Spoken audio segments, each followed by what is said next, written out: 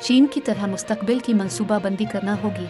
Asif Zardari Pakistan peoples party के शरीक chairman और साबिक सदर आसिफ अली ज़रदारी ने कहा है कि दिफाई अखराजात ज़्यादा होने का प्रोपेगेंडा किया जाता है। चीन की तरह मुस्तकबिल की मंसूबाबंदी करना होगी, हमें इनफरादी के बजाय इज्तिमाई सतह पर सोचना होगा।